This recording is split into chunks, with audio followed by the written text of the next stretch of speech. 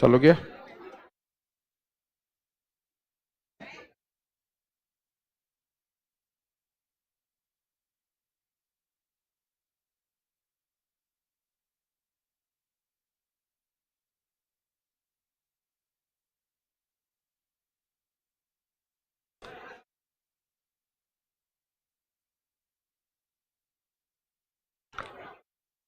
Hello hello. Okay, चलो just a sec.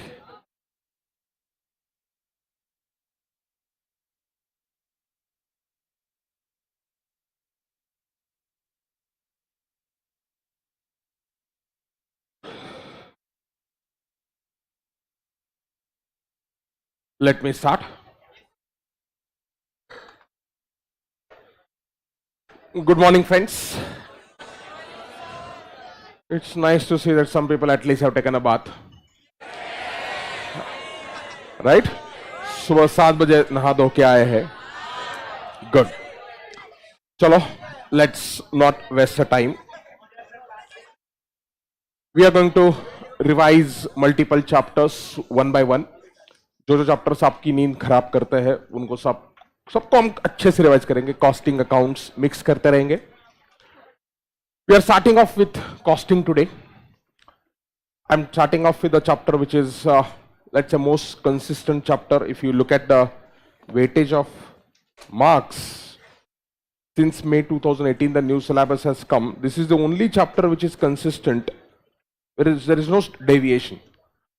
Minimum, maximum, average, सब कुछ सेम है. स्टैंडर्ड डेविएशन 0 है. 10 मार्क को ये चैप्टर आता है. That is cost sheet. अब बहुत सारे बच्चों को लगता है कि यार ये 10 मार्क का चैप्टर है, मतलब क्या है उसमें, कॉस्ट शीट का फॉर्मेट है. लेकिन if you look at the questions, excluding initial 1 और 2 एग्जाम्स, इंस्टीट्यूट मस्त पैकी बच्चों को परेशान कर रही है. तो चलो, without wasting a time, we start with the cost sheet. Then we'll go ahead with the new chapter tomorrow. I will let you know what it will be at. Straight away, without wasting a time. It's a statement which is going to give details of the cost. You're going to prepare a cost sheet either on historical basis, that is for the past period, or for budgeted period, that is upcoming period.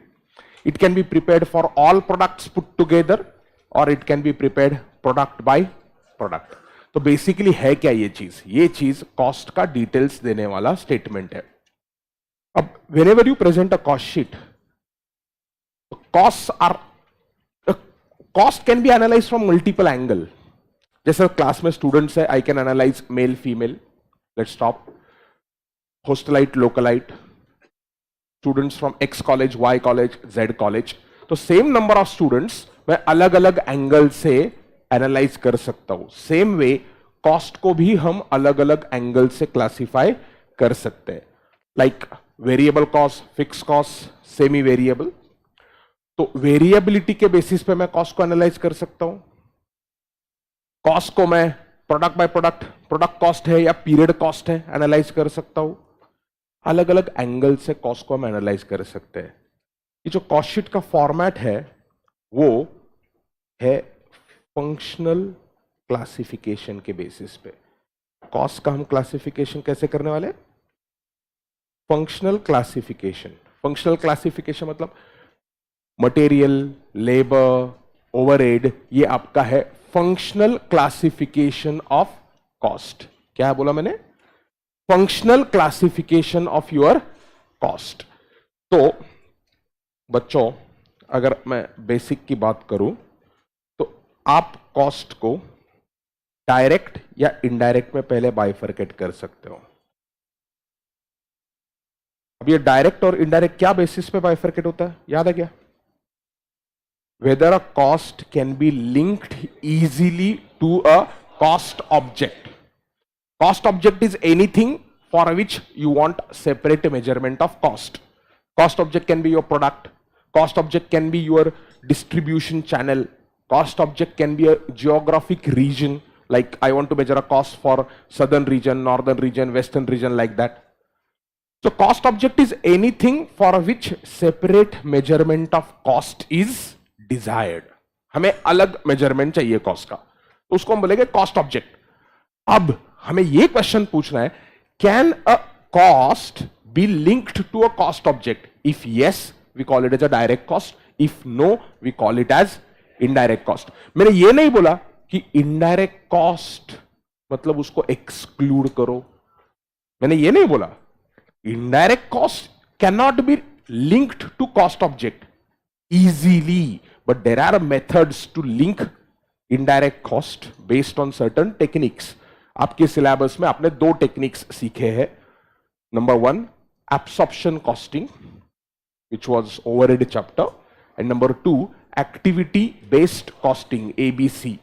तो indirect cost को हम ignore नहीं करते, हम link करेंगे ultimately. तो cost को मैंने पहले क्लासिफाई किया डायरेक्ट और इनडायरेक्ट. अब डायरेक्ट में मुझे क्या करना है? फंक्शनल क्लासिफिकेशन देखना है. So in a functional classification I will have material, labour and what, other expenses. Overheads बोल रहे हैं, ओवरहेड्स बोल रहे हैं डायरेक्ट के अंदर. ठीक है, सुबह सुबह इफेक्ट हो सकता है. मतलब रिवीजन की जरूरत है, बट इतना भी रिवीजन का जरूरत नहीं होना चाहिए कि आप डायरेक्ट कॉस्ट के अंदर ओवरहेड डालो. So direct cost can be your material, can be your labour, can be other expenses. मतलब क्या होता है? मैन्युफैक्चरिंग ऑर्गेनाइजेशन में कोई भी चीज को प्रोड्यूस करने के लिए आपको जो जो मटेरियल लगता है उसका आप लिस्ट बना सकते हो. वो लिस्ट को हम बोलते थे बिल ऑफ मटेरियल. तो जो भी मटेरियल आप बिल ऑफ मटेरियल में लिख सकते हो उसको हम बोलेंगे डायरेक्ट मटेरियल. मतलब आप नेक्सस एस्टैब्लिश कर सकते हो. नेक्सस मतलब relationship. To produce 1 unit of finish goods I need 2 kgs of raw material A, I need 3 liters of raw material B, I need 5 units of raw material C. अगर ऐसा relationship अगर मैं express कर सकता हूं तो उसको हम क्या बोलेंगे? Direct material. तो डायरेक्ट मटेरियल कहां पे मिलेगा बच्चों? रिस्पॉन्स चाहिए मुझे. बिल ऑफ मटेरियल में मिलेगा. सो ये क्वांटिटी, इसका अमाउंट जो रहता है ना, वो भी सिग्निफिकेंट रहता है in relation to the total cost. बहुत बार ऐसा होता है material can be link to the finish goods, but हम उसको इनडायरेक्ट बोलते हैं because amount of that material is so small that you do not want to track.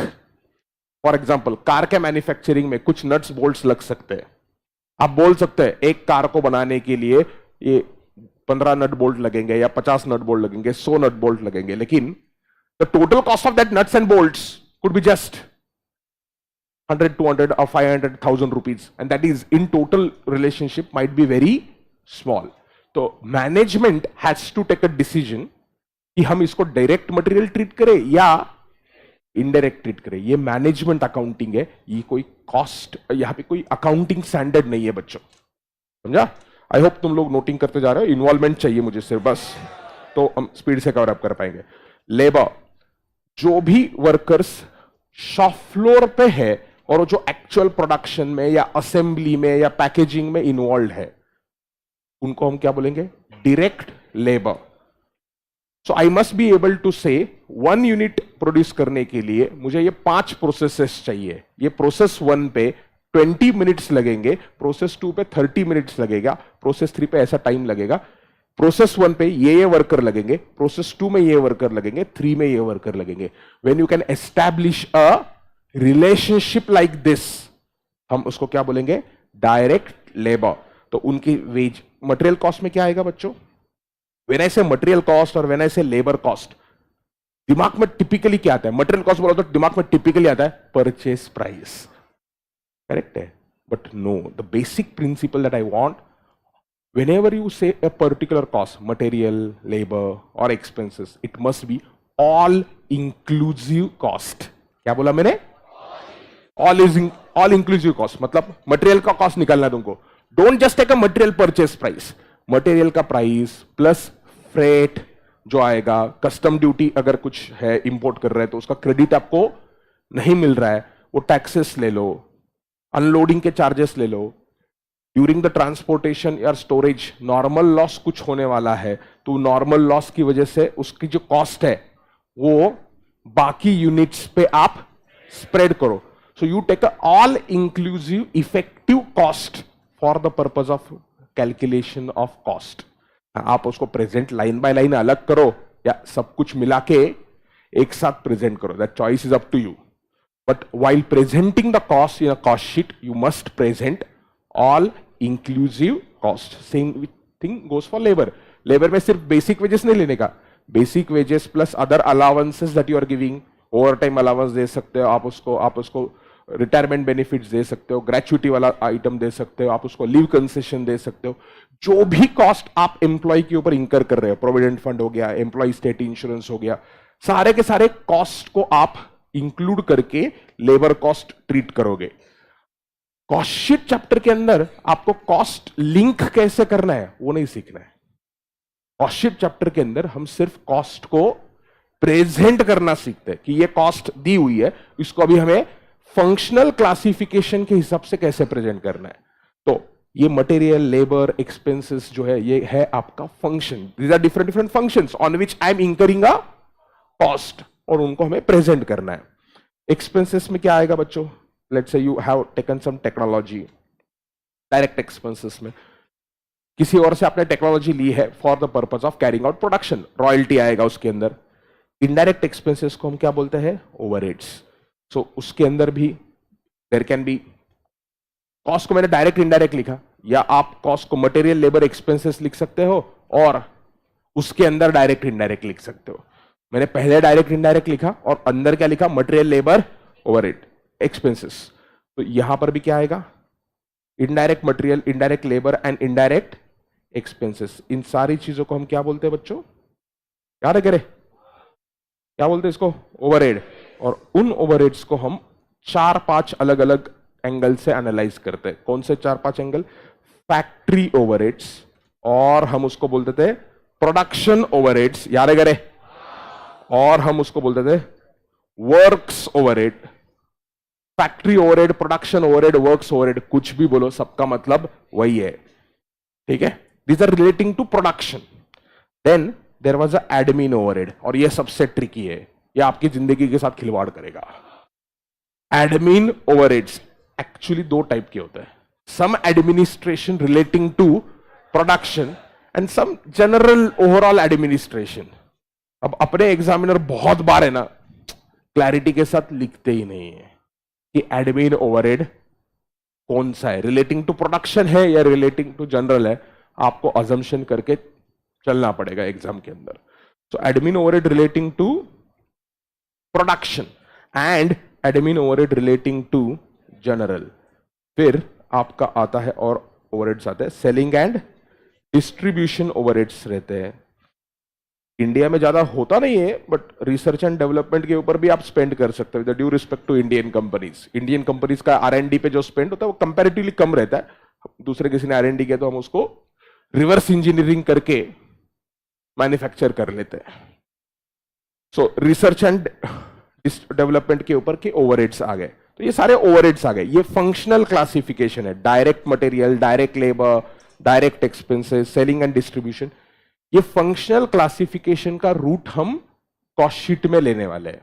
हम वेरिएबल फिक्स कॉस्ट शीट में नहीं लेने वाले हैं. It's just a tradition, nothing else, no logic. अब देखो फॉर्मेट, देखो ये फॉर्मेट आपने बहुत बार किया होगा और फिर मैं इसके ऊपर स्पेशल आइटम सबसे करवाऊंगा. तो कॉस्ट शीट में हम पहले डायरेक्ट कॉस्ट लिखेंगे, फिर इनडायरेक्ट कॉस्ट लिखेंगे. तो डायरेक्ट मटेरियल कंज्यूम्ड, जो मटेरियल मैंने परचेस किया वो मेरी कॉस्ट नहीं है. जो मटेरियल मैंने कंज्यूम किया, अब ये मटेरियल कंज्यूम आता कहां से? मैंने बोला था ऑलरेडी कि मैं बहुत सारे चैप्टर्स को लिंक करते रहूंगा. आप लोगों ने कुछ तो पढ़ा हुआ है, ऐसे नहीं हो कि आप पहली बार पढ़ रहे हो. तो लिंकिंग करने का थोड़ा बहुत कैपेबिलिटी आप में है. ये direct material consume, this is nothing but issue column of what? Stores ledger. Material chapter के अंदर आपने एक स्टोर्स लेजर करके चीज की थी. उस स्टोर्स लेजर में आपने क्या किया था? Receipts, issues, balance. तो मेरे फैक्ट्री के अंदर सप्लायर से जो मटेरियल आ गया वो रह गया इधर स्टोर्स के अंदर। वो स्टोर्स से मैं क्या कर लूंगा, इशू कर लूंगा। वो इशू जो है वो है material consumed. Remember, whenever I issue the material, I must know for which finished goods I have issued the material. Direct material है तो डायरेक्ट मटेरियल आप जब भी इशू करते हो आपको मालूम होना चाहिए ना कि ये मटेरियल कहां पर यूज होने वाला है। तो जब भी आपको कोई फिनिश गुड्स का प्रोडक्शन करना है, आप क्या करते हो, प्रोडक्शन प्लानिंग डिपार्टमेंट जो रहता है वो एक ऑर्डर पंच करता है। ऑर्डर पंच करता है, वो बोलता है order number so and so, customer से ऑर्डर आई होगी, आपका इंटरनल ऑर्डर नंबर होगा, ऑर्डर नंबर बोलो, जॉब नंबर बोलो, वर्क ऑर्डर नंबर बोलो या और कुछ भी बोलो। प्रोडक्शन प्लानिंग डिपार्टमेंट एक नंबर पंच करेगा, वो बोलता है नंबर 1395 ये वर्क ऑर्डर है for finish goods XYZ so and so quantity to be delivered by so and so date और to be produce by so and so date. अब वो प्रोडक्शन ऑर्डर लेके शॉप फ्लोर वाला जो बंदा है वो किसके पास जाता है, स्टोर्स के पास। वो बोलता है कि मुझे प्रोडक्शन ऑर्डर नंबर 1395 के लिए रॉ मटेरियल चाहिए। तो शॉप फ्लोर स्टोर्स वाला बंदा क्या करेगा, स्टोर्स वाला बंदा देखेगा अच्छा 1395 है कि हाँ है, ये 1395 ऑर्डर नंबर फिनिश गुड्स, कौन से फिनिश गुड्स के लिए बोलो, XYZ। तो XYZ फिनिश गुड्स के लिए क्या क्या रॉ मटेरियल लगता है वो देखेगा, क्या क्या क्वांटिटी में लगता है वो देखेगा, ये कहां पे रहेगा, बॉम्ब। और फिर देखेगा अच्छा 1395 order number is for 700 units of XYZ, for 700 units of XYZ what all raw material is required, check करो और उसको वो इश्यू करेगा। और लिंक करो क्या, सारा का सारा मटेरियल अगर उसने इश्यू किया एक साथ तो प्रोसेस कॉस्टिंग में डिग्री ऑफ कंप्लीशन उसका 100% आता था। याद है क्या, WIP का जब वैल्यूएशन करते थे, प्रोसेस कॉस्टिंग नाम का एक चैप्टर है, अगर सारा का सारा मटेरियल शुरुआत में ही इश्यू कर लिया ससुरे ने तो degree of completion of material will be 100% जब आप WIP वैल्यू करोगे तब। WIP के लिए अगर स्टोर्स वाला बंदा बोलता है नहीं मैं आज सारा का सारा इशू नहीं करूंगा क्योंकि तेरे पास रखने के लिए उधर जगह शॉप फ्लोर पे नहीं है, शॉप फ्लोर वाला ही बोलता है मेरे को आज पूरा मटेरियल मत दे, आज एक 50% ही मटेरियल दे, तो 50% दे दिया तुमने, तो degree of completion of material will be 50% when ever you value WIP for job number 1395। याद करा, तो मैंने कौन से कितने चैप्टर से लिंक है, 2 चैप्टर से। Number 1 process costing, number 2 stores ledger और material chapter, number 3 third chapter standard costing. Standard costing में जब आप वेरिएंस कैलकुलेट करते हो, there are 2 ways to calculate a variance. Price का मटेरियल जब आप परचेस करते हो उसके हिसाब से वेरिएंस निकाल सकते हो, या मटेरियल जब आप कंज्यूम करते हो उसके हिसाब से वेरिएंस निकाल सकते हो। दोनों सही है, एक गलत कुछ नहीं उसमें, आपको दोनों आंसर लिखने चाहिए एग्जाम के अंदर। सो ये यहां पर मटेरियल कौन सा लिया मैंने, consumed, direct material consume, quantity नहीं आएगा यहां पर, अमाउंट आएगा। So opening stock of material add additions oblique purchase, यहां पे सिर्फ परचेस का बेसिक प्राइस लोगे या ऑल इंक्लूसिव कॉस्ट लोगे, ऑल इंक्लूसिव कॉस्ट, जिसको मैंने लैंडेड कॉस्ट बोला होगा। Closing stock of raw material, अब ये जो वैल्यूएशन करोगे तो फीफो, वेटेड एवरेज, जो भी मेथड आपको यूज करना है आप कर सकते हो। यहां पर आपको मेथड का जरूरत नहीं, कॉस्ट शीट चैप्टर में। कॉस्ट शीट चैप्टर में आपको डायरेक्टली एग्जामिनर वैल्यूएशन करके ही दे देगा स्टोर्स के मटेरियल के लिए, लेकिन फिनिश गुड्स का वैल्यूएशन पूछ सकता है नीचे। सो ये आ गया तुम्हारा direct material consumed, add to that direct labour, add to that direct expenses. Labour के अंदर भी हमने वेजेस, बाकी के अलाउंसेस, लीव, हॉलीडे का जो लीव पेड लीव होता है, पेड लीव का कॉस्ट हम बाकी आवर्स के ऊपर या बाकी डेज के ऊपर हम स्प्रेड करते हैं, वो भी हमने सब कुछ कंसिडर कर लिया और हमारे पास आ गया प्राइम कॉस्ट। अब मेरा क्वेश्चन आपसे ये है, is prime cost a variable cost और a fixed cost? Is prime cost a variable और fixed? Answer, that is generally variable. A large chunk of prime cost is variable.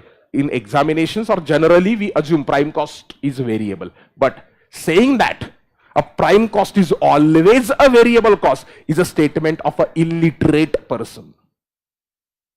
I never said, ये सबसे important है, चीज कान खोल के सुनना, बहुत सारे बच्चों को मालूम भी नहीं होगा ये कंसेप्ट होता है ऐसा। When I say direct cost, बच्चे के दिमाग में आता है वेरिएबल कॉस्ट। मैंने बोला डायरेक्ट कॉस्ट का मतलब क्या है? A cost which can be linked to cost object. Variable cost का मतलब क्या है? A cost which varies with reference to quantity of output. मैंने कहां पे बोला direct cost varies with output? मैंने क्या बोला? A cost which can be linked to output is a direct cost. तो क्या ऐसा हो सकता है there is a direct cost but it is not variable? हाँ, अब बोले हाँ ऐसा कैसे? एग्जांपल देता हूं तुमको। Depending on what is a cost object, a cost will be direct but it will not be variable, it will be fixed. Let's say for example IKEA का एग्जांपल देता हूं तुमको। मैं आइकिया हूं, आइकिया एक फर्नीचर मैन्युफैक्चरर है, मेरे अलग अलग स्टोर्स है, मेरा कॉस्ट ऑब्जेक्ट स्टोर है। My cost object is not product that I sell, my cost object is what? क्यों? कहां पे लिखा है कि कॉस्ट ऑब्जेक्ट प्रोडक्टिव होना चाहिए? क्या आप कॉस्ट ऑब्जेक्ट को चेंज कर सकते हो? क्यों? Depending on what I want to analyse और what decision I want to take, I will change my cost object. तो मेरा कॉस्ट ऑब्जेक्ट क्या है? फर्नीचर बेच रहा हूं, वो है क्या? बेड है क्या? डाइनिंग टेबल है क्या? सोफा है क्या? मेरा बैंगलोर में जो स्टोर है, मेरा हैदराबाद में जो स्टोर है, मेरा मुंबई में जो स्टोर है, वो स्टोर मेरा कॉस्ट ऑब्जेक्ट है ना? वो स्टोर के लिए मैंने एक 5 लोगों का टीम बैठा कर रखा है, इंचार्ज, जो स्टोर का ओवरऑल ऑपरेशंस देख रहे हैं। वो 5 लोगों की जो सैलरी है वो क्या है? डायरेक्ट कॉस्ट है, indirect cost? Direct cost. If cost object is store, if cost object is a store, salary of those person is variable है क्या? मेजॉरिटी लोगों के दिमाग में क्या था? Direct cost means variable cost. मैंने क्या एग्जांपल दिया तुमको? ये जो डायरेक्ट कॉस्ट है ये है डायरेक्ट कॉस्ट, लेकिन फिक्स नेचर का है, it does not vary. Unless otherwise given we assume direct cost to be variable. वो अपना सीए कोर्स का खासियत है। बट कहना ये कि डायरेक्ट कॉस्ट मतलब variable cost is wrong, because depending on a cost object you will change your decision. क्योंकि कभी कभी क्वेश्चंस में पूछते हैं मेक अ कॉलम वेरिएबल और फिक्स, तो ये कॉस्ट वेरिएबल या फिक्स आपको लिखना पड़ेगा। तो कुछ नहीं दिया तो हम अज्यूम करेंगे all prime cost elements are variable, but I hope you are clear. Can there be indirect cost which is variable? Yes. Direct मतलब वेरिएबल और इनडायरेक्ट मतलब फिक्स, ये सिर्फ गधा ही कह सकता है, जिसको कॉन्सेप्ट मालूम नहीं है। क्या बोले? गधी भी हो सकती है। प्राइम कॉस्ट आ गया। Prime cost add works overhead oblique factory overheads. अब ये ओवरहेड अक्रूड लेने का है, हम कैश बेसिस ऑफ अकाउंटिंग नहीं कर रहे। तुमने पेमेंट किया है और कुछ आउटस्टैंडिंग अमाउंट भी यहां पे लेने का है। So all your works overhead will come up here, all your indirect cost shall be presented there. So therefore gross works cost incurred during the period। अब ये gross works cost बहुत सारे लोग क्या करते हैं मालूम है क्या? सिर्फ works overhead लिखते हैं। It is prime cost plus what? Works overhead is called as what? Gross works cost. Add to that opening WIP. Add to that what? Opening WIP। अब ये WIP का वैल्यूएशन कहां पे है? प्रोसेस कॉस्टिंग नाम का एक चैप्टर है। WIP के वैल्यूएशन के लिए आपको क्या लगता है? Degree of completion. बट वो डिग्री ऑफ कंप्लीशन अभी अभी मैंने एग्जांपल दिया, it is not same for all cost elements. Degree of completion varies from what? Cost element to element. मैं कहां पर हूं? स्टोर्स में। ये क्या है? शॉप फ्लोर है। शॉप फ्लोर वाला बंदा आ गया, मैंने पूरा का पूरा मटेरियल इशू किया 100%। अब उसके ऊपर वो ससुरा काम करना शुरू करेगा। As on a particular date, जिस डेट पे आप WIP का वैल्यूएशन करोगे, आप क्या करोगे? आप देखोगे कितना काम हुआ है। कैसे? आपको हर एक वर्कर को टाइम शीट मेंटेन करना पड़ेगा। आप चेक करोगे ये जॉब नंबर 1395 पे अब तक कितने घंटे काम हुआ है। WIP is valued job by job. हर एक जॉब को आप चेक करोगे। अच्छा, जॉब नंबर 1395 पेंडिंग है, ओके, इसके लिए मटेरियल पूरा इशू किया था या पार्शियली इशू किया था? आप बोलते हैं पूरा इशू किया था। सॉफ्टवेयर में आपके पास रिकॉर्ड होना चाहिए। पूरा इशू किया तो डिग्री ऑफ कंप्लीशन आ गया मटेरियल का 100। लेबर के लिए क्या करोगे आप चेक करोगे टाइम शीट। हर एक वर्कर अपना टाइम शीट फिलअप करेगा हर रोज। so that we can allocate a labor cost to the respective job. Financial accounting में इसका जरूरत नहीं होता, लेकिन कॉस्ट अकाउंटिंग में हमें जरूरत होता है.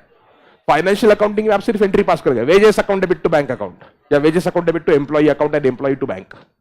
हमें यहां पर वो वेजेस को रिस्पेक्टिव जॉब को अलोकेट करना है. तो मैंने खोल के देखा 1395, ओके, सब वर्कर्स मिला के अब तक 400 घंटे काम हो गए. फिर मैं चेक करता हूं जो 1395 जॉब है उसके लिए कितना समय लगना चाहिए. वो है total let's say 900 hours. So you are work for 400 hours out of 900. 4/9 is a degree of completion for labor. You understand that? And that is how we value WIP. Same way, overheads का degree of completion is normally taken in relation to labor. Labor का जितना degree of completion होता है उतना ही हम overheads का लेके हम बोलते हैं चलो valuation करो WIP का. So on a particular date जितने भी jobs incomplete है उसका आप क्या करोगे, valuation करोगे. वैल्यूएशन करके अमाउंट यहां पर आएगा, opening WIP less closing WIP, therefore works cost during the period, factory cost और works cost of goods produced during the period add. अब ये सबसे इंपॉर्टेंट है. अब आपको और एक कॉन्सेप्ट मालूम होना चाहिए.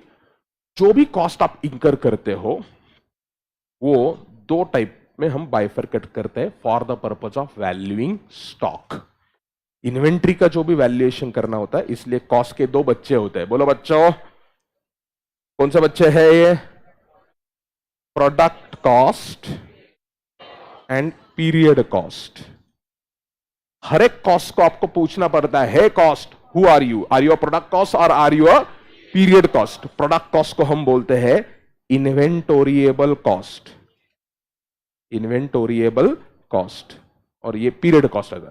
Product cost is included in the valuation of inventory. Basically, it is included. This is excluded. Depending on the technique that you use, what is product cost and what is period cost is gonna vary. Absorption costing में product cost क्या है और marginal costing में product cost क्या है, अलग अलग है.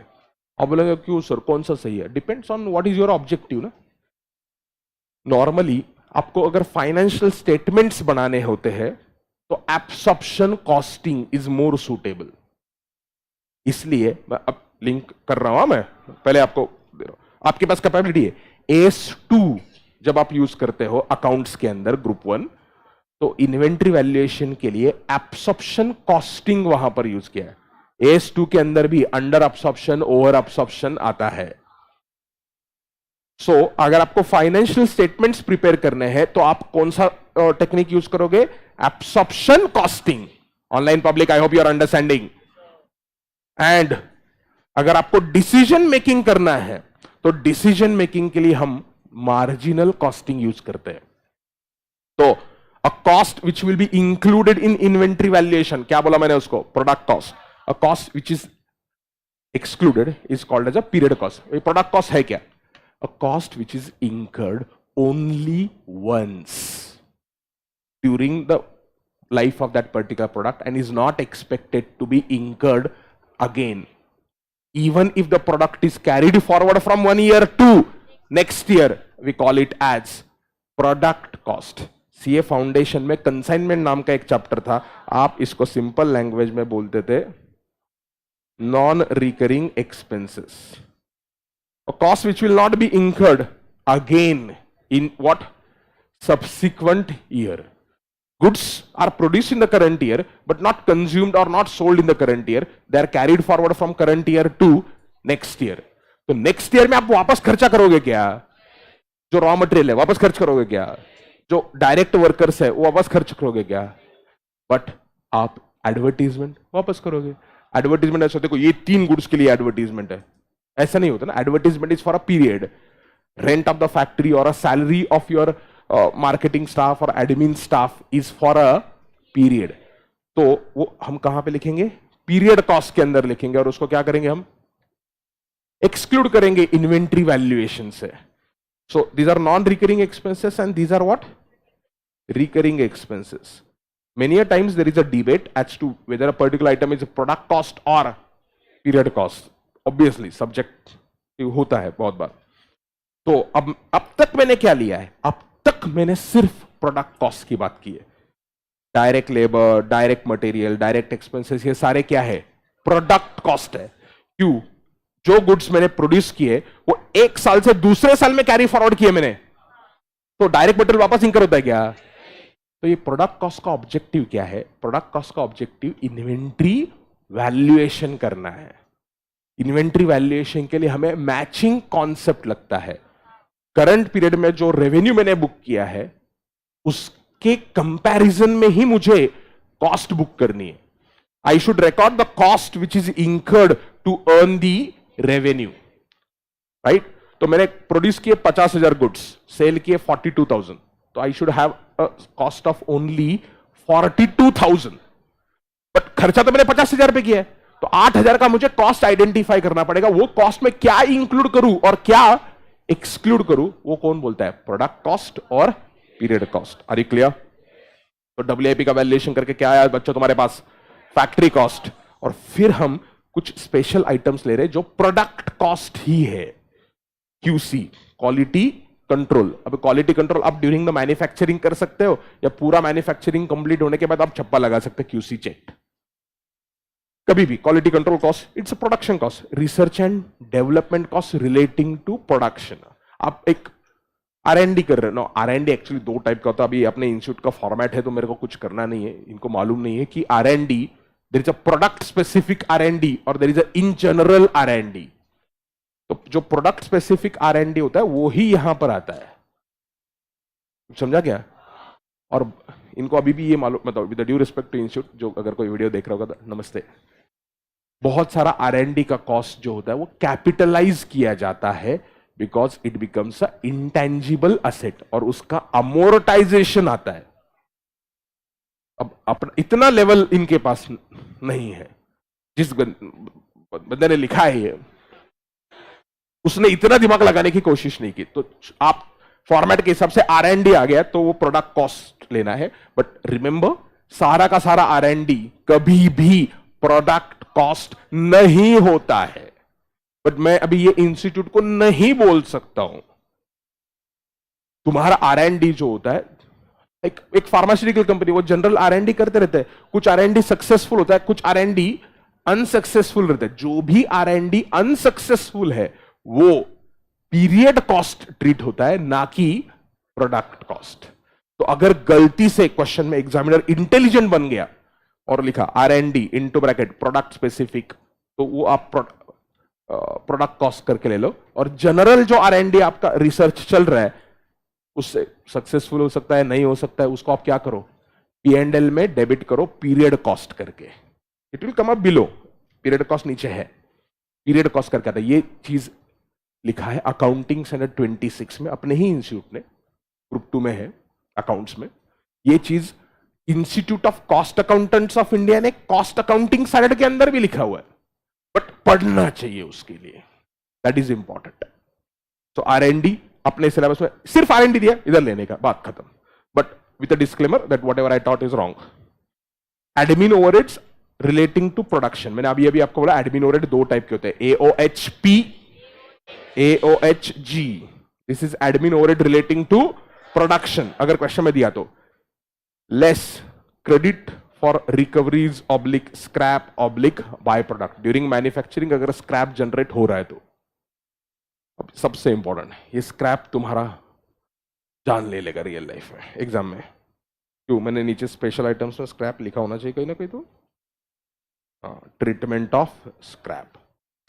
स्क्रैप दो चीज का हो सकता है, मटेरियल का ही स्क्रैप हो सकता है या during manufacturing semi finish goods जो है उनका स्क्रैप हो सकता है.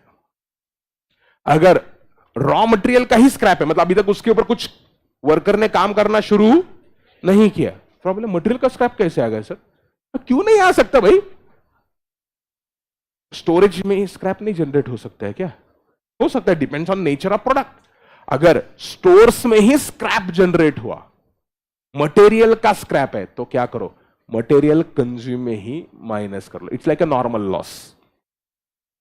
सो मैंने मटेरियल परचेज किया था 50 लाख का, उसमें से कुछ मटेरियल स्क्रैप हो गया, तो जो स्क्रैप हो गया उसकी आप क्या करोगे, sale value minus, obviously scrap की सेल वैल्यू कॉस्ट से ज्यादा नहीं होनी चाहिए.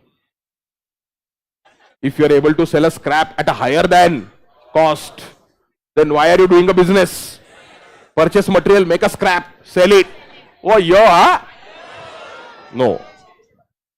तो मैंने मटेरियल 50 लाख का परचेस किया, उसमें से कुछ मटेरियल स्क्रैप बन गया और स्क्रैप करके उसको सेल किया मटेरियल स्टेज पे. तो आप क्या करोगे, स्क्रैप वैल्यू माइनस करोगे. कहां से?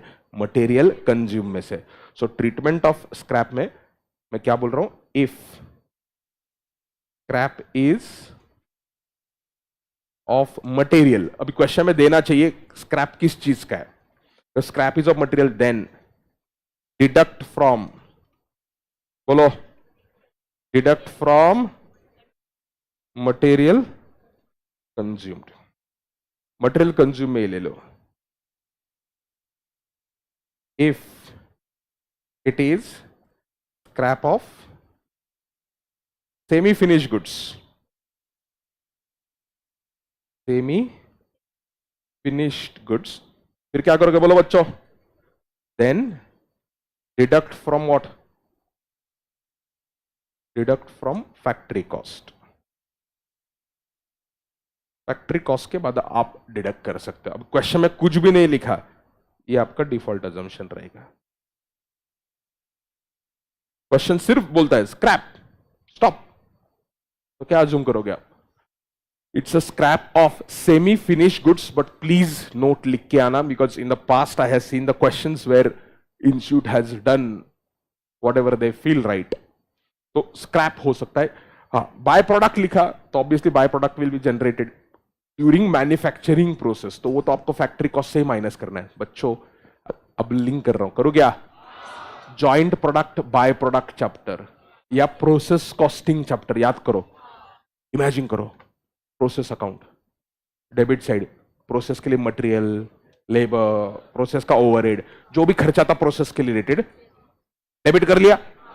नॉर्मल लॉस आप क्रेडिट कर देते. What you are crediting? You are crediting sale value of normal loss. That normal loss was nothing but scrap. तो जो भी मैन्युफैक्चरिंग प्रोसेस में स्क्रैप जनरेट हुआ, वो आप क्या कर रहे हो? लेस कर रहे हो. Less credit for recoveries, scrap और by product. Add packaging cost which is primary. Product को सेलेबल कंडीशन में लाने के लिए जो पैकेजिंग लगता है वो प्राइमरी है. So for example let's say slice है, वो अपना मैंगो जूस बेचता है. तो मैंगो जूस तो आप ऐसे लोगों को टैप के थ्रू दे नहीं सकते. टैप ओपन किया, चलो जाओ पियो. तो मैंगो जूस आपको बेचने के लिए प्लास्टिक का कंटेनर लगेगा, बॉटल लगेगा. तो वो प्लास्टिक के कंटेनर में आपने मैंगो जूस डाल दिया लोगों को बेचने के लिए, लेकिन वो प्लास्टिक का कंटेनर के ऊपर आप कैटरीना कैफ लगा देते हो, मतलब उसका रैपर लगा देते हो.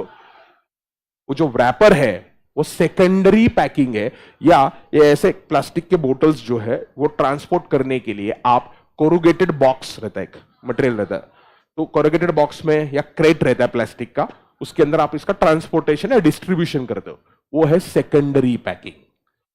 प्राइमरी पैकिंग क्या है? वो जूस आप बॉटल में डाल रहे थे, उसको हमने क्या बोला बच्चों?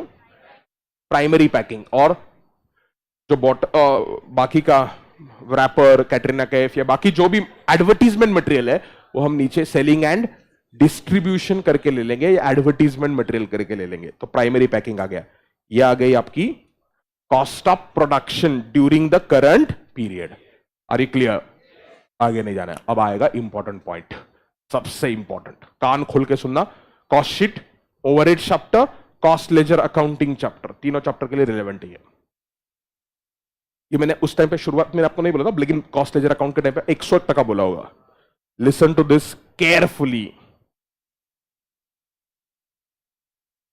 The overheads which you consider in cost sheet are not overhead incurred. What you consider in the cost sheet above here at this place is overhead absorbed. ये पक्का बोला होगा मैंने.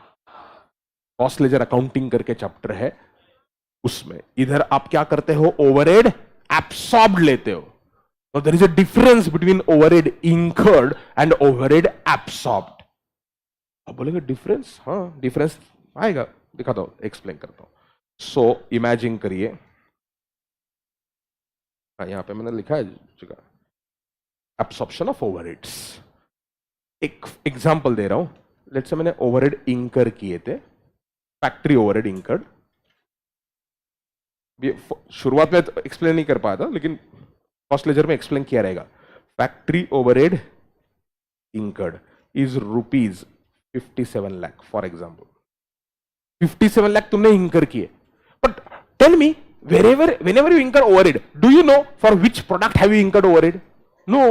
अब बोलेंगे क्यों? अरे ओवरहेड इनडायरेक्ट कॉस्ट है ना, वो लिंक नहीं कर सकते ना प्रोडक्ट के साथ. वो अगर लिंक कर पाते थे आप प्रोडक्ट के साथ तो उसको ओवरहेड क्यों बोलते थे? तो ओवरहेड इंकर्ड है 57 lakh. Shall we ignore since we cannot link easily to the output? No, हम इसको इग्नोर नहीं करने वाले, हम इसको कंसिडर करेंगे. लेकिन एग्जैक्टली मुझे 57 लाख में से एक प्रोडक्ट के लिए कितना, दूसरे के लिए कितना, तीसरे के लिए कितना मालूम. तो इसके लिए हम क्या करते हैं, एस्टिमेटेड बेसिस पे एब्सॉर्प्शन रेट्स डिसाइड करके रखते हैं. तो ओवरहेड एब्सॉर्प्शन कॉस्टिंग का जो चैप्टर था उसमें हमने क्या किया था, एब्सॉर्प्शन रेट डिसाइड कर लिया कि अगर एक प्रोडक्ट 2 घंटे के लिए मशीन पे गया तो 1 घंटे का कॉस्ट आएगा 70 रुपए मशीन आर रेट, 2 घंटे का कॉस्ट आएगा 140. तो ऐसे कितने टोटल आवर्स के लिए वो प्रोडक्ट गया मशीन पे, तो उसके हिसाब से total hours into absorption rate, actual hours into absorption rate, machine hour rate. हमने मशीन आर रेट हो सकता है, लेबर आवर रेट हो सकता है. You want to do absorption, you can do absorption as a percentage of prime cost, percentage of labor cost. ऐसे absorption के लिए हमने अलग अलग methods decide किए थे. absorption के base बोलते हैं उसको. So absorption can be done on per hour basis, per machine hour, per labor hour. Absorption can be percentage of prime cost, percentage of labor cost. Absorption का कुछ भी base आप decide कर लो, है ना. तो हम शुरुआत में एब्सॉर्प्शन का बेस डिसाइड करते हैं और एक्चुअल प्रोडक्शन होने के बाद, देखो अभी 57 लाख मैंने टोटल इंकर किया. Job number 1935 whatever number is, वो जॉब के लिए मटेरियल कितना लगा मालूम है मेरे को, वो जॉब के लिए डायरेक्ट लेबर कितना लगा मालूम है मेरे को. क्यों मालूम है रे, डायरेक्ट कॉस्ट है ना. अब ओवरहेड कितना गया उस जॉब के लिए किसी का बाप को मालूम नहीं रहता. तो फिर हम क्या करते हैं, हम absorbed overhead कैलकुलेट करते हैं उस जॉब के लिए. Remember, there is going to be a respective job account and there is going to be a overhead account. तो देखो ये क्या है, ओवरहेड अकाउंट है. ओवरहेड इंकर नॉमिनल अकाउंट है. ओवरहेड इंकर डेबिट होना चाहिए, क्रेडिट होना चाहिए. ओवरहेड इंकर्ड डेबिट होना चाहिए, क्रेडिट होना चाहिए, डेबिट होना चाहिए. क्यों रे, इंकर्ड है ना. तो overhead account debit to bank account अगर आपने पे किया होगा. और it can be indirect material, to bank हो सकता है, टू मटेरियल आ सकता है, इनडायरेक्ट मटेरियल भी आ सकता है ना. तो मटेरियल या लेबर, ये सारा खर्चा, कितना खर्चा हुआ बच्चों बोलो, 57 लाख का खर्चा हुआ है. Overhead incurred is a debit, है ना. अब मेरे पास क्या है, इधर है job number whatever account, job number dot dot, job number work order number, नाम में कुछ रखा नहीं है. इस जॉब के लिए क्या क्या खर्चा हुआ, मटेरियल का खर्चा हुआ मालूम है मुझे, इस जॉब के लिए कुछ लेबर का खर्चा हुआ मालूम है मुझे, इस जॉब के लिए कितना ओवरहेड हुआ मालूम. तो हम क्या करते हैं, ओवरहेड्स को एब्सॉर्ब करते हैं. क्या बेसिस पे एब्सॉर्ब करेंगे, कुछ तो बेसिस होगा, percentage of labour cost, percentage of prime cost, या पर लेबर आवर, पर मशीन आवर, कुछ भी बेसिस निकालो. टू ओवरहेड, यहां पर ओवरहेड आएगा और ये ओवरहेड से यहां पे आएगा बाय जॉब नंबर. तो ये जॉब नंबर यहां से यहां जाएगा. ये जो होता है ना बच्चों, इसको बोलते हैं ओवरहेड एब्सॉर्ब. सो ओवरहेड अकाउंट को हम क्या क्रेडिट करते हैं, ओवरहेड एब्सॉर्ब्ड, और वो कहां पे डेबिट होता है, रिस्पेक्टिव जॉब को. लेकिन ऐसे बहुत सारे जॉब्स रहेंगे। इसलिए सिलेबस के अंदर, रियल लाइफ में ऐसा ही होगा, लेकिन सिलेबस के अंदर instead of job number so and so account, हमने इसको बोला था WIP account, work in progress account, cost ledger account chapter के अंदर। तो WIP के अंदर ओवरहेड इनकर्ड नहीं आता है। क्या आता है? ओवरहेड अब्सॉर्ब, मटेरियल कॉस्ट आ गया, लेबर कॉस्ट आ गया, ओवरहेड इंकर्ड नहीं आया, ओवरहेड एब्सॉर्ब्ड आया। एब्सॉर्ब्ड ओवरहेड मतलब क्या होता है? कितना खर्चा होना चाहिए था फॉर प्रोड्यूसिंग एक्चुअल आउटपुट। बच्चों, ओवरहेड एब्सॉर्ब का ही मतलब है स्टैंडर्ड कॉस्ट ऑफ ओवरहेड्स और standard overhead, standard cost of overhead, या आप इसको क्या बोल सकते हो? स्टैंडर्ड ओवरहेड्स और स्टैंडर्ड कॉस्ट। सिंपल कि स्टैंडर्ड कॉस्ट इतना खर्चा होना चाहिए था, एक्चुअल में कितना हुआ वो तो जॉब बाय जॉब कभी पता नहीं चलेगा। एक्चुअल में जो हुआ वो 57 लाख टोटल बेसिस पे पता है। तो बच्चों, ओवरहेड अकाउंट का जो डेबिट है वो टोटल बेसिस पे आता है, ओवरहेड अकाउंट का जो क्रेडिट है वो जॉब बाय जॉब आता है। तो ओवरहेड अकाउंट में क्या रहेगा? बैलेंसिंग फिगर रहेगा। क्या रह सकता है? डेबिट कैन बी बिगर या credit can be bigger, obviously anything can happen ना। overhead incurred is more than the overhead absorbed। let's say ऐसे सारे jobs मिला के 50 लाख ही absorb हो गए, तो क्या बोलेंगे हम? Under absorption. मतलब क्या? अंडर एब्सॉर्प्शन का मतलब क्या है? हमने खर्चा 57 लाख का किया, लेकिन कॉस्टिंग में जब प्रोडक्ट का कॉस्ट एब्सॉर्ब किया तब साला 50 लाख ही कंसिडर किया रे। अरे गधो, अंडर एब्सॉर्प्शन को ही हम बोलते थे एडवर्स वेरिएंस। और बोले सर किधर से किधर घुमा रहे हो तुम? कैपेबिलिटी है तुम्हारी? हाँ, आराम से। तो मैं कहां से कहां गया? कॉस्ट शीट से ओवरहेड में, ओवरहेड से स्टैंडर्ड कॉस्टिंग में, वापस आओ कॉस्ट शीट में। तो कॉस्ट शीट में जब हम ऊपर लिखते हैं ना ओवरहेड्स, तो ओवरहेड एब्सॉर्ब्ड आता है। ये कब हेल्प करता है आपको? कॉस्ट लेजर अकाउंट का चैप्टर। अच्छा, वो तो बोल ही गया मैं। कॉस्ट लेजर के अकाउंट के चैप्टर में जब आप कॉस्ट शीट बनाते हो तो ओवरहेड एब्सॉर्ब्ड आप ऊपर लिखते हो, अंडर ऑब्लिक ओवर एब्सॉर्प्शन का अलग अलग ट्रीटमेंट होता है। अब इंकर कितना है बोलो बच्चों? 57 लाख। एब्सॉर्ब कितना है? 50 लाख। तो इसका मतलब क्या हुआ? अंडर एब्सॉर्प्शन है। अंडर एब्सॉर्प्शन मतलब कॉस्ट इंकर हुआ लेकिन एब्सॉर्ब नहीं हुआ। एब्सॉर्ब नहीं हुआ तो प्रोडक्ट को लिंक नहीं किया हमने। 7 लाख का खर्चा तो हुआ, तो फिर हम क्या करते हैं? इस अंडर एब्सॉर्प्शन के हम एनालिसिस करते थे। वो एनालिसिस ओवरहेड चैप्टर में आप जो करते हो और स्टैंडर्ड कॉस्टिंग में जो करते हो वो दोनों अलग अलग है, and angle of analysis is different. Overhead chapter जो था उसमें आपने बोला under absorption, normal reasons, abnormal reason. Normal reason है तो आपने उसको सप्लीमेंट्री रेट यूज किया था। ये भी हम डिटेल में करेंगे ओवरहेड चैप्टर में। Right now just try to develop a link. और दूसरा अबनॉर्मल जो है, अबनॉर्मल को हम क्या कर देते हैं? कॉस्टिंग P&L को ट्रांसफर कर देते हैं। सप्लीमेंट्री रेट मतलब जो भी अंडर एब्सॉर्प्शन है उसको आप स्प्रेड करो वापस किसके ऊपर? गुड्स प्रोड्यूस के ऊपर। समझा? Under absorption is nothing but adverse variance, और उसका ही एनालिसिस स्टैंडर्ड कॉस्टिंग में गया तो उसमें ओवरहेड वॉल्यूम वेरिएंस एक डेडली चीज था, करेंगे। ओवरहेड रेट वेरिएंस और एक्सपेंडिचर वेरिएंस ऐसा था। तो ओवरहेड चैप्टर में जो एनालिसिस है वो अलग है, और स्टैंडर्ड कॉस्टिंग चैप्टर में एनालिसिस जो है वो अलग है। यहां पर मुझे कॉस्ट शीट में सिर्फ इतना ही चाहिए बच्चों, what we consider in a cost sheet chapter और कॉस्ट शीट वी कंसीडर, बोलो, ओवरहेड एब्सॉर्ब्ड। अगर गलती से एग्जामिनर ने दे दिया, वो देता है एग्जामिनर जब वो cost sheet cost ledger account के थ्रू पूछता है, तो फिर आप बोलेगे sir under oblique over absorption का करने का क्या? उसका मेथड होता है।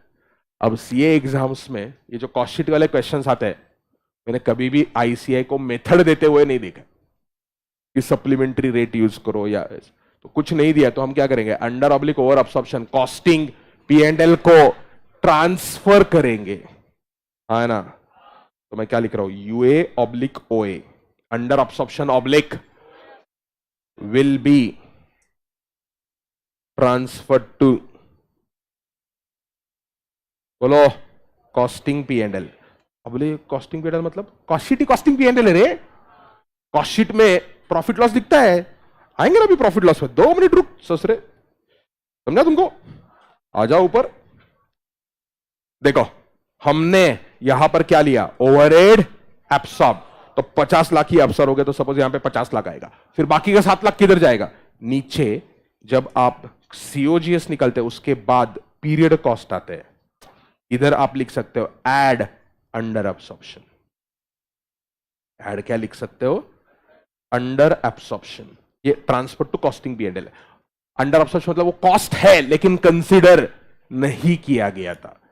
लेस ओवर एब्सॉर्प्शन किसके बाद आएगा बच्चों, ये सीओजीएस के बाद, क्योंकि ये जो आइटम्स है ये है पीरियड कॉस्ट, उस पीरियड का खर्चा है। और ये जो ऊपर वाले सारे कॉस्ट ऑफ प्रोडक्शन तक सारे जो आइटम्स थे ना वो थे product cost.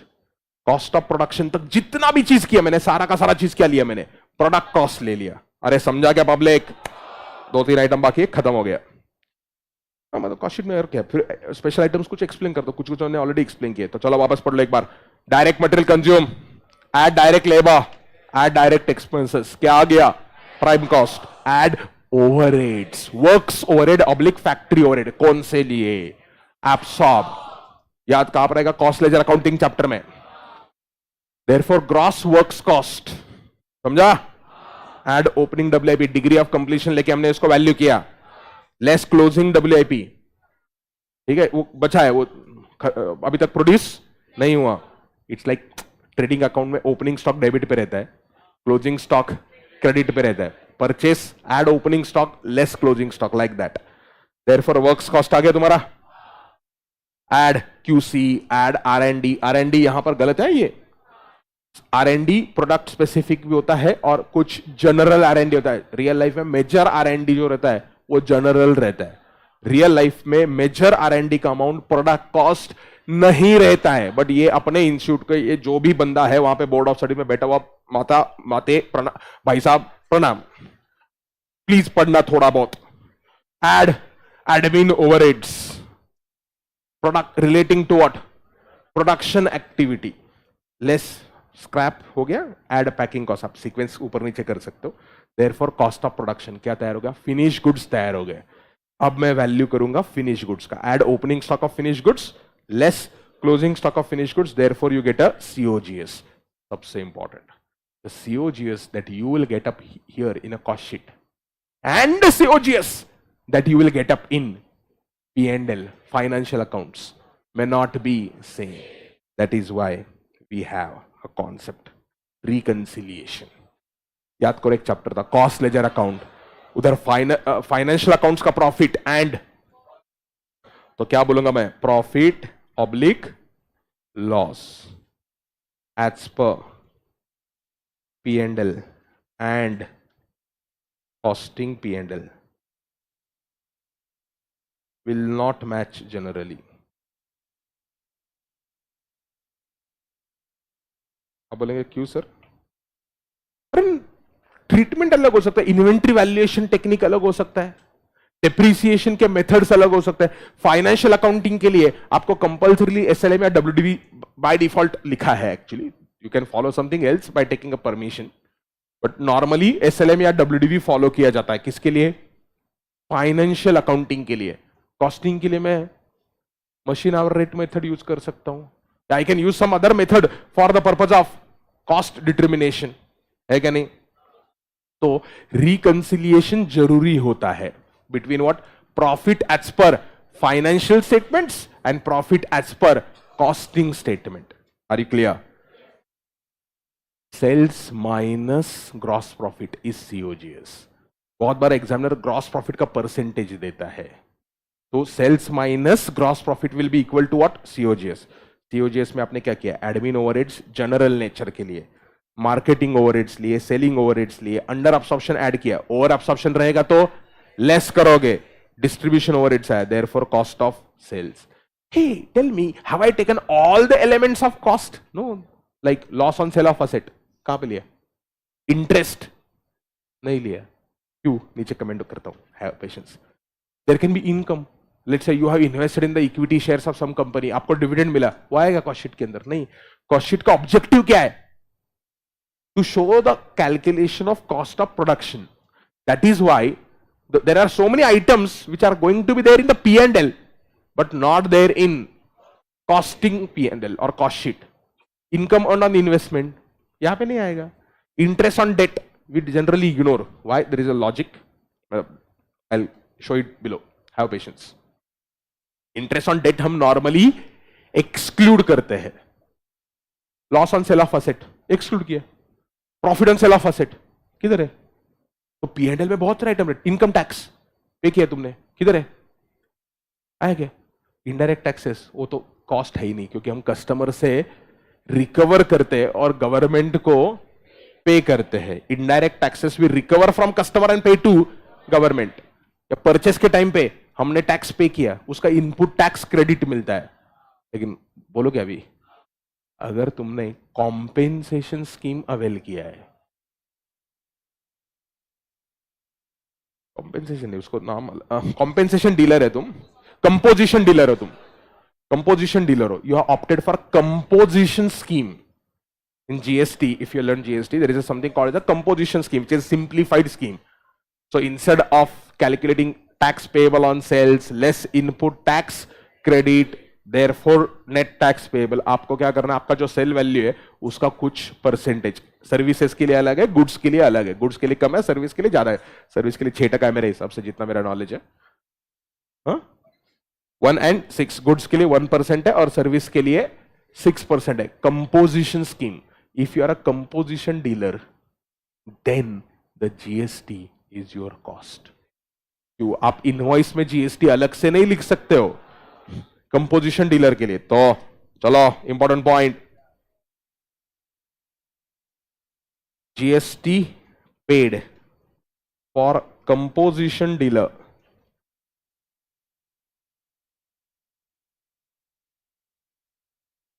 will be cost. आप कहां पे दिखाओगे? Show it after cost of sales, cost of COGS. Show it after COGS. तो कॉस्ट ऑफ सेल्स में इंक्लूड करो उसको, लेकिन मतलब आप अब मटेरियल के ऊपर है या फिनिश गुड्स के ऊपर, किसको मालूम है? वो ऐसा आप पे करते हो. यू पे 1% और 6% depending on the rate given in the income GST law. उसके ऊपर क्वेश्चन अभी तक आया नहीं है. एक RTP में क्वेश्चन आया हुआ है, मैं आपको दिखा रहा हूँ questions. I am going to share the questions also with you with answers some questions. आपने क्या करना चाहिए आज, लंच डिनर या जो भी जब भी आपको टाइम मिले, आप जस्ट क्या करना, ऑडिट करनी है. और जो बच्चे सिर्फ ग्रुप 1 लिख रहे, आप प्रॉपरली उनको सॉल्व करके, या रफ बुक में भी आप एटलीस्ट सॉल्व करके देख सकते. जो सिर्फ ग्रुप 1 लिख रहे, जो बच्चे दोनों ग्रुप कर रहे, तुम ऑडिट करो क्योंकि तुम्हारा ऑडिट का भी सब्जेक्ट चालू है ना.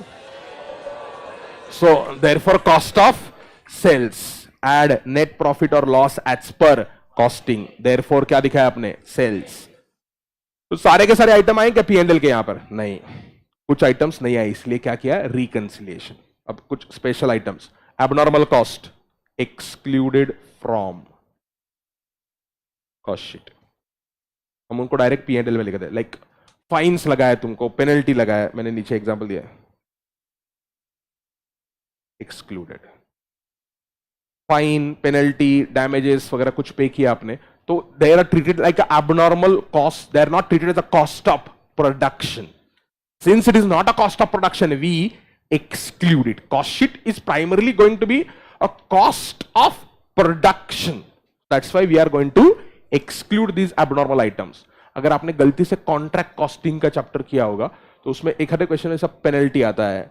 तो penalty we don't debit to the contract account, we debit it to profit and loss account. Contract costing करके एक चैप्टर है सिलेबस में, वो कॉन्ट्रैक्ट कॉस्टिंग बिल्कुल नहीं है, कॉन्ट्रैक्ट अकाउंटिंग है. ICA वाला कोई अगर सुन रहा है, नमस्ते भाई साहब, अपना खुद का AS7 देखना और फिर चेक करना तुमने जो यहां पे लिखा है वो कॉस्टिंग नहीं है, अकाउंटिंग है, वो भी गलत.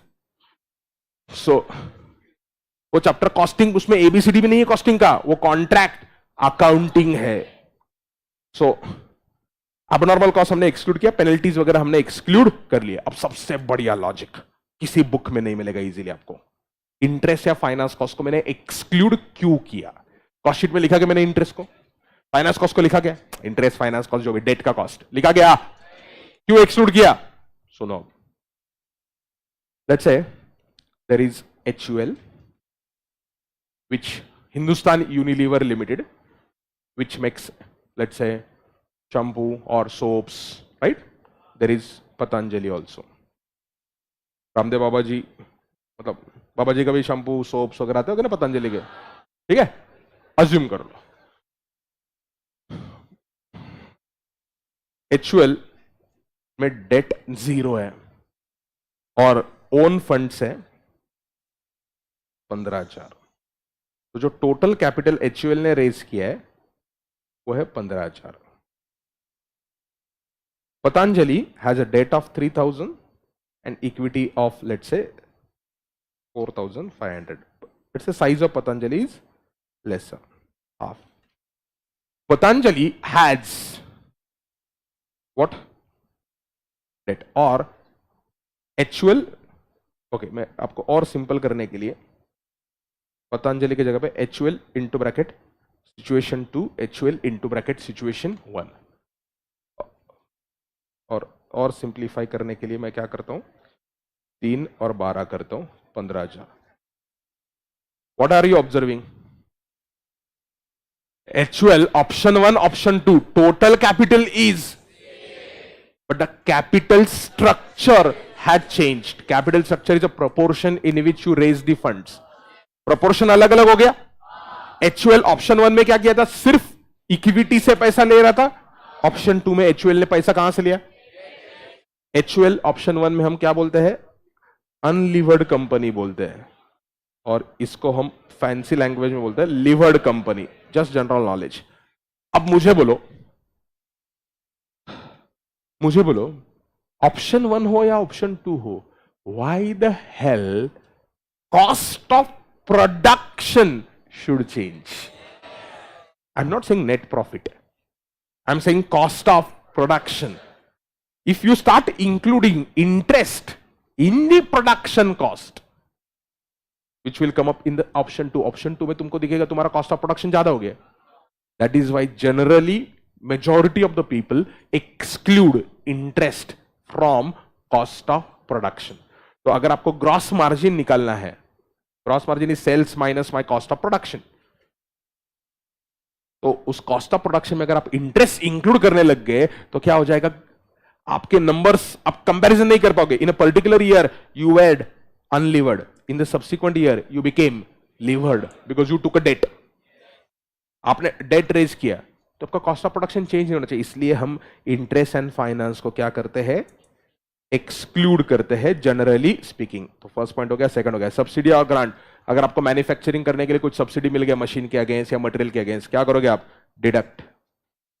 सो फॉर एग्जांपल आप कुछ वैक्सीन बना रहे हैं, वैक्सीन बनाने के लिए आपको मटेरियल लगता है, गवर्नमेंट ने सब्सिडी दिया, तो आपको क्वेश्चन में आ गया सब्सिडी, तो क्या करोगे आप? माइनस करोगे.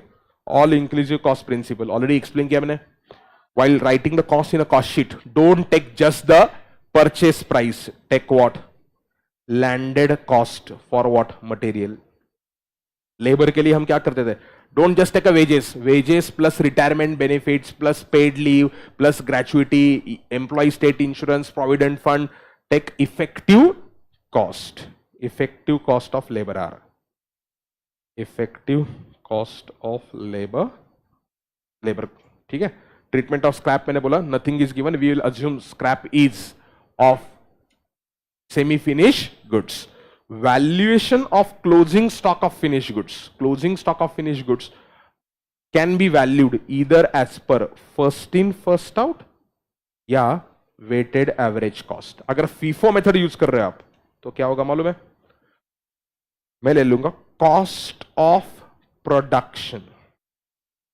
Cost of production divided by quantity produced during the year quarter whatever into closing stock quantity. ये बहुत इंपॉर्टेंट होता है बच्चों पढ़ने के लिए. तो यू कैन वैल्यू इन्वेंट्री. मैंने क्या किया बच्चों? न्यूमरेटर में कॉस्ट ऑफ प्रोडक्शन लिया. अगर मैं वेटेड एवरेज यूज करने वाला हूं ना तो मैं क्या करूंगा मालूम है? Numerator will be cost of production plus opening stock value divided by quantity produced during obviously the current period plus opening stock quantity. बच्चों did you observe मैंने क्या क्या मिक्सिंग किया इनटू, ये दिख रहा है कि तुमको मालूम नहीं, इनटू क्लोजिंग स्टॉक क्वांटिटी. तो फर्क कहां पर है? हम वेटेड एवरेज बोला तो you have to take a cost of production plus opening stock. अगर आपको याद होगा इस चीज को हम बोलते थे cost of goods available for sale. Opening stock plus cost of production is a cost of goods available for sale. So question में प्लीज मेथड पढ़ना. एग्जामिनर क्या दे रहा है, फीफो दे रहा है या वेटेड एवरेज दे रहा है? क्वेश्चन में मेथड पढ़ने का और मेथड पढ़ के इन्वेंट्री का वैल्यूएशन करने का. ये नॉर्मली कॉस्ट लेजर अकाउंट में बहुत आता है. कॉस्ट लेजर अकाउंट या जो भी नाम दिया होगा अपने चैप्टर का. वैल्यूएशन ऑफ क्लोजिंग WIP, बोलो क्या करेंगे इसको लिए? डिग्री ऑफ कंप्लीशन ढूंढना पड़ेगा element by element. Degree of completion बच्चों कभी भी ऐसा टोटल बेसिस पे नहीं रहता है. मटेरियल का डिग्री ऑफ कंप्लीशन अलग रहता है, लेबर का अलग रहता है. Overhead is assumed to be same as labor because overheads are assumed to be incurred with reference to labor hours. ये आ गया तुम्हारा रिकंसिलिएशन का पॉइंट. मैंने ऑलरेडी एक्सप्लेन किया तुमको.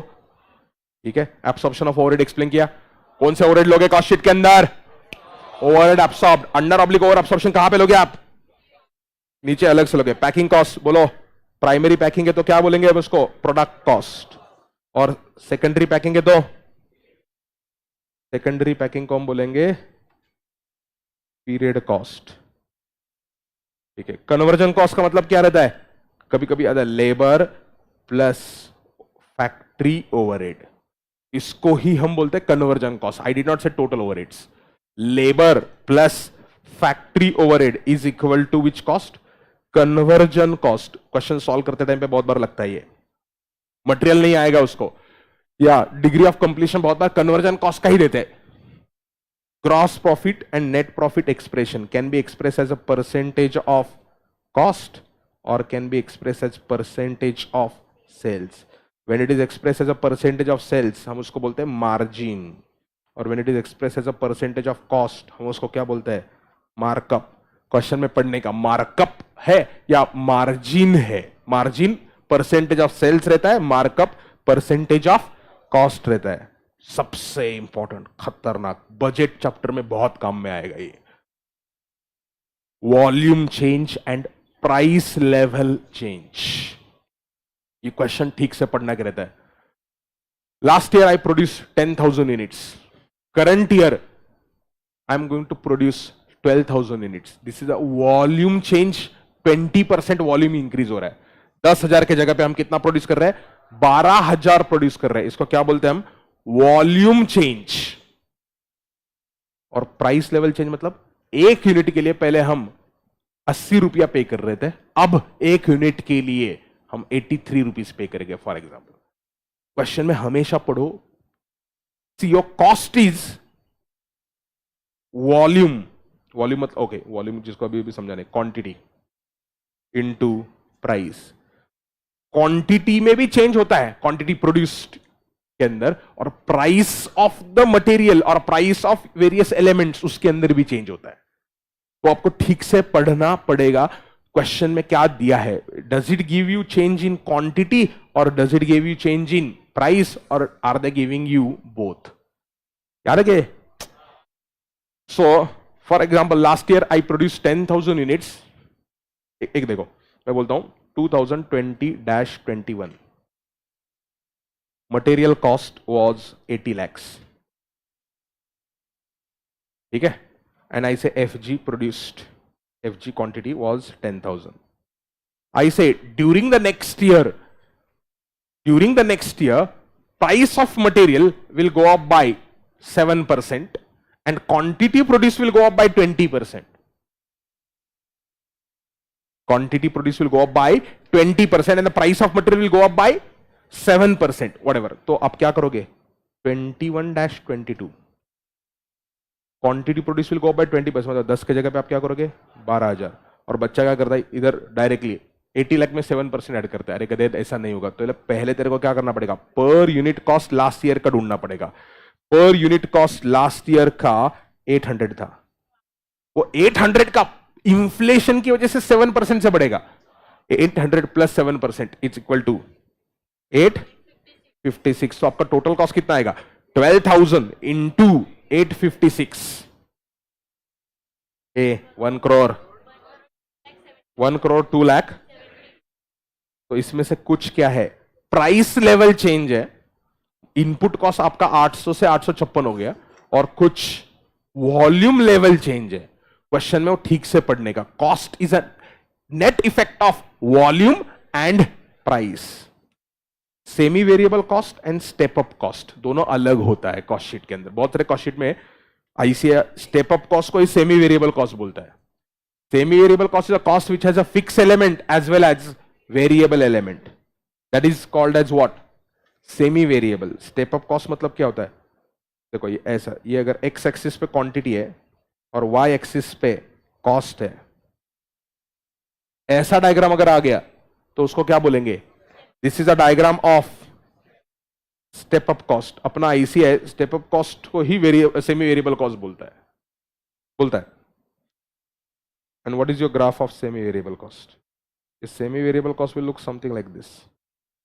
This is semi variable cost, और ये होता है स्टेप अप कॉस्ट। बहुत सारे क्वेश्चंस आए इसके ऊपर जहां पर इंस्टीट्यूट सेमी वेरिएबल कॉस्ट को स्टेप अप कॉस्ट बोलता है। तो बोलता है कि from this level to this level of capacity utilization cost will remain to be so and so. तो रहता एक्चुअली स्टेप अप है, बट उसको बोलते क्या है, सेमी वेरिएबल। ठीक है, सच ये सेमी वेरिएबल को हम बाइफरकेट करते हैं। इसको बाइफरकेट करने के लिए सच में रिग्रेशन इक्वेशन यूज करना चाहिए, बट सीए कोर्स में हम ऐसा नहीं करते। तो ये सेमी वेरिएबल को हम बाइफरकेट कैसे करते थे बच्चों, याद है क्या, high low method.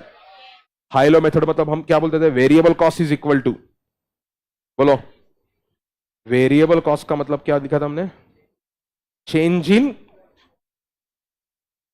Variable cost is equal to, variable cost per unit is equal to, बोलो, change in cost upon change in quantity. ऐसा हम करते थे। ठीक है, that's it about which chapter, cost sheet. Now listen up what I am going to show you, just a second. अब मैंने, ये हो गया, कंसेप्ट हो गया। अब एक सेकेंड आने दो इधर, लुक एट दिस। अब मैंने क्या किया, यहां पर कुछ क्वेश्चंस है, आंसर्स के साथ दिए, आपको गो थ्रू करना है। Obviously we can not solve all the questions, तो ये सिर्फ आप डिसाइड करना है। तो ये एलिमेंट्स है, आपको कॉस्ट शीट बनाने को बोला है बस। इसमें ये आरटीपी के क्वेश्चन है, मैंने क्लासिफाई किया है, कुछ आरटीपी के क्वेश्चन है। सॉल्यूशन नीचे है, आईसीआई का जो सॉल्यूशन है वो है, क्वेश्चन 2 है और क्वेश्चन 3 है। बस आरटीपी के 3 क्वेश्चन रहेंगे। इसमें ये जीएसटी आया हुआ है, GST paid under composition scheme. ये 2021 के आरटीपी में अपने बिलवर्ड इंस्टीट्यूट ने पूछा है, और उसका जो ट्रीटमेंट उन्होंने दिया है वो देख के मेरे को क्या, 10 लाख कंपोजिशन स्कीम में जीएसटी पे कि वो कॉस्ट है, उसमें डाउट नहीं है। आई थिंक मैंने शायद अपडेट भी किया था उसका आंसर को। उन्होंने डायरेक्टली उसको मटेरियल कॉस्ट में ऐड किया है। इंस्टीट्यूट ने उसको कहां पर ऐड किया बच्चों, मटेरियल कॉस्ट, और नीचे लिखा है GST paid under composition scheme would be included under the cost of material as it is not eligible for input tax credit. Correct, वो कॉस्ट है, उसमें डिबेट नहीं है मेरे को। डिबेट किसमें है, वो मटेरियल में लेने का है। GST paid under composition is not on material, it is on sales. वो परचेस, ओके, उन्होंने ये भी नहीं लिखा कि वो GST paid under composition at the time of purchase और व्हाट, लिखा नहीं। तो उन्होंने, इंस्टीट्यूट ने इंप्लाइडली अज्यूम किया है GST paid under composition at time of purchase. ये लिखा नहीं है, लेकिन आंसर देख के मेरे को समझा। अगर ऐसा कुछ नहीं लिखा, ब्लैंक का लाइन आया, GST paid under composition, material के अंदर ठोक दो। हाँ, लेकिन अगर मेरे जैसा थोड़ा सीखा हुआ आदमी वहां पे लिखता है GST paid under composition on sales, तो क्या करो, सीओजीएस के बाद उसको दिखाओ। तो ये क्वेश्चंस है, आप क्या कर सकते हो, गो थ्रू कर सकते हो। फिर मुझे पास्ट एग्जाम में जो क्वेश्चंस इंपॉर्टेंट आए हैं, वो जो लगते हैं, वो क्वेश्चंस यहां पर है, 2-3 क्वेश्चंस, और उनके आंसर्स है, ये हमने क्लास में किए हुए हैं अगर आप है तो। और ये आंसर्स जो बच्चा एकत्व में नहीं है, मैं एकत्वम का टेलीग्राम ग्रुप है कुछ, तो एकत्वम एकेडमी करके वो यूट्यूब के डिस्क्रिप्शन में नीचे लिखा रहेगा, उस टेलीग्राम ग्रुप पे ये दोनों फाइल्स अभी जो हाथ से लिखा हुआ वो फाइल प्लस ये फाइल ये मैं शेयर करता हूँ, और ये नोट्स के जो क्वेश्चन है जो हमने ऑलरेडी सॉल्व किए, तो आपने जिनके पास नोट्स है वो गो थ्रू कर सकते हो, जिनके पास नहीं है आप ऊपर के क्वेश्चंस भी गो थ्रू कर लिए और आप जहां भी सीखे होगे वो क्वेश्चंस कर लिए तो भी ठीक है, कोई प्रॉब्लम नहीं है। कॉन्सेप्ट आपको क्लियर हो गया।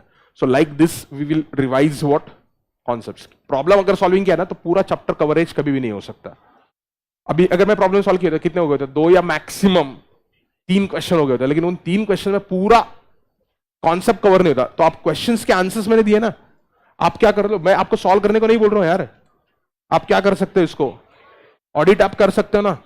मैं ये नहीं बोल रहा हूं कि एट स्ट्रेच आप 6 क्वेश्चंस को ऑडिट करो, एक क्वेश्चन अभी किया, एक क्वेश्चन थोड़ा दोपहर में किया, ऐसे ऐसे इधर उधर ऑडिट कर लिया, सिर्फ क्वेश्चन देख लिया, आंसर आपने कैलकुलेशन नहीं किया तो भी चलेगा। जो ग्रुप 2 कर रहे हैं, बोथ ग्रुप्स कर रहे हैं, जो बच्चा सिर्फ ग्रुप 1 कर रहा है उसके पास टाइम ही टाइम है जिंदगी का, समझा चिराग? इधर उधर गली में नहीं जाने का ऑडिट करने का, गली का ऑडिट नहीं करने का। I hope you understood, right? Tomorrow will take up some chapter, which one you want? Marginal standard of direct चलेगा या तुमको बीच वाले प्रोसेस हम सब करेंगे, बीच वाले पहले कर लेता, ठीक है, कोई तो बीच वाला कर लेंगे, मार्जिनल स्टैंडर्ड पे भी आएंगे। Thank you. So okay, bye bye.